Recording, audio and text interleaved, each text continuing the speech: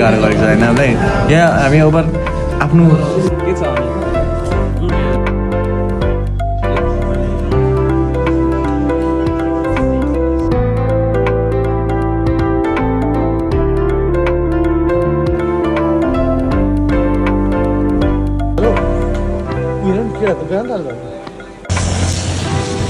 पानीले फोरले मार्न आँटिसक्यो